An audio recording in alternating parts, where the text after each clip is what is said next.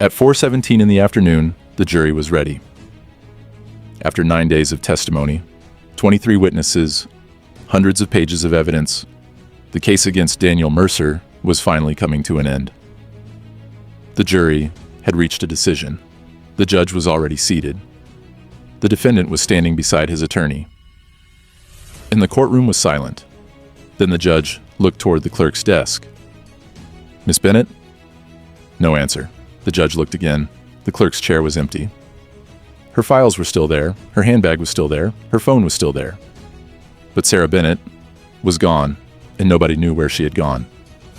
Then the bailiff noticed something underneath her desk, an envelope. It had only one name written on it, Daniel Mercer, the man the jury was about to convict.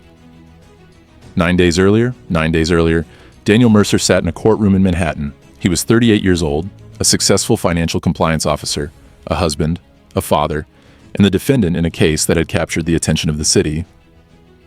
Daniel was accused of stealing confidential financial records from the company where he worked and using them to facilitate a multi-million-dollar fraud. The prosecution had a compelling case. Security footage showed Daniel entering the company's restricted records room. His access card had been used to open the door. His fingerprints were found on several documents, and a large amount of money had disappeared. To the public, Daniel Mercer looked guilty. But Daniel had always maintained one thing. "I didn't steal anything." His attorney, Rachel Morgan, believed him. But belief wasn't evidence, and the prosecution had plenty of evidence. Sarah Bennett had worked in the courthouse for 17 years. She knew every judge, every attorney, every procedure, and every rule. She was the person responsible for maintaining the official court record. She wasn't supposed to have an opinion about the cases she worked on, but something about Daniel's case bothered her.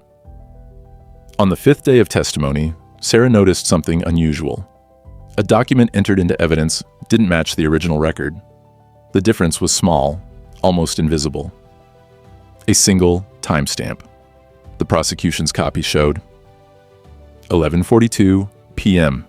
The original database showed 9:17 p.m. That 2-hour difference changed everything.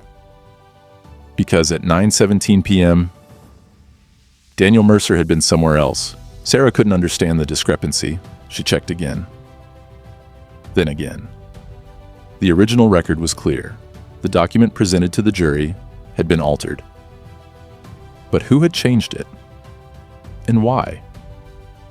Sarah began quietly reviewing the evidence.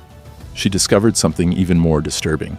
The same discrepancy appeared in 3 other pieces of evidence, 3 different timestamps, all shifted by exactly 2 hours. Someone had altered the timeline.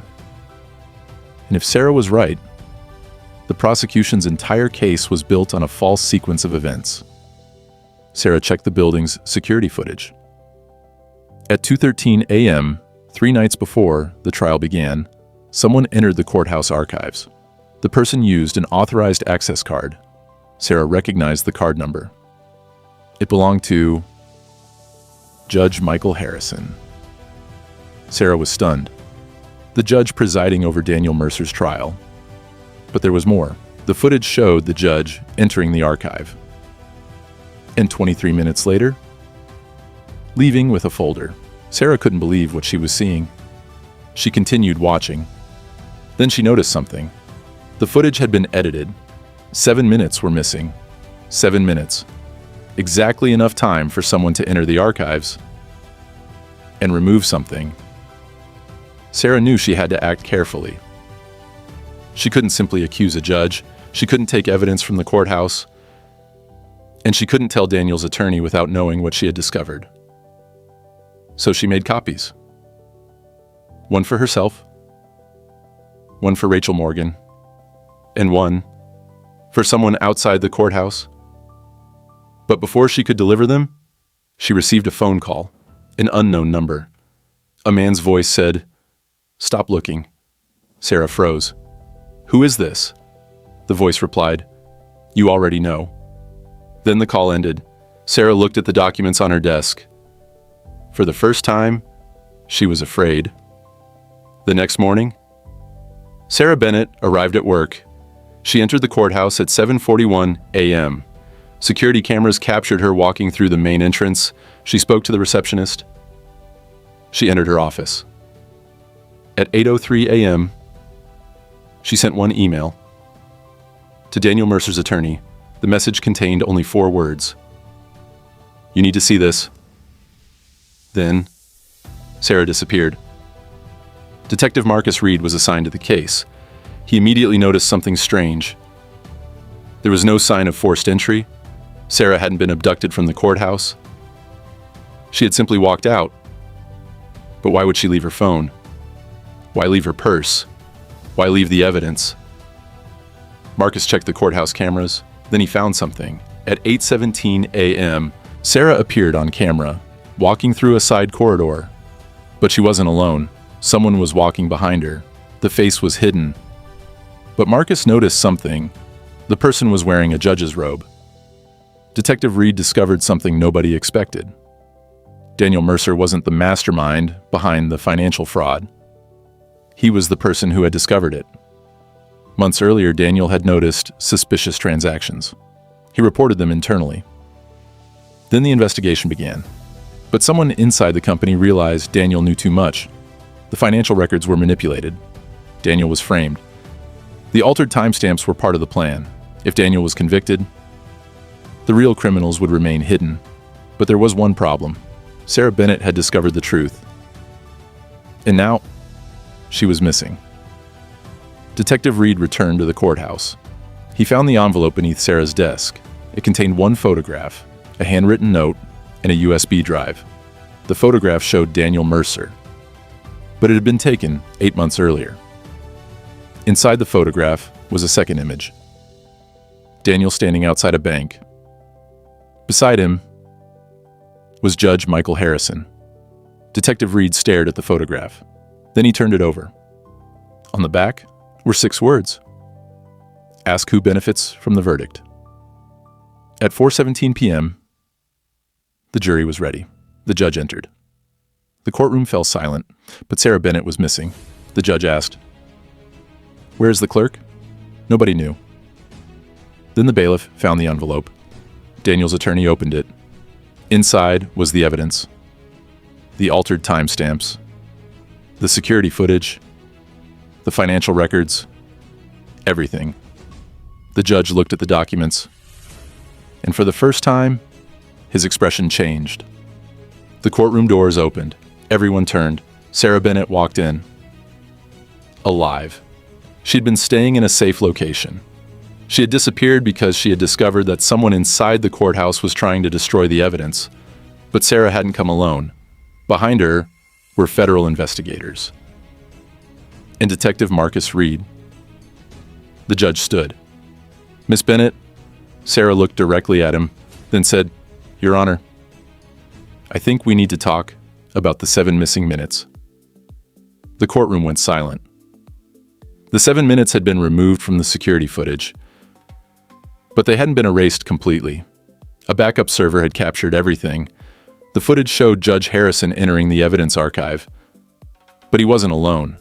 The person with him was the company's chief financial officer, the real mastermind. The 2 men had worked together.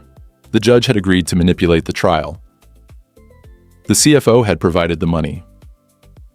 Daniel had been framed. And Sarah had discovered the truth. But there was one final question. Why did Sarah disappear? Because she had been warned?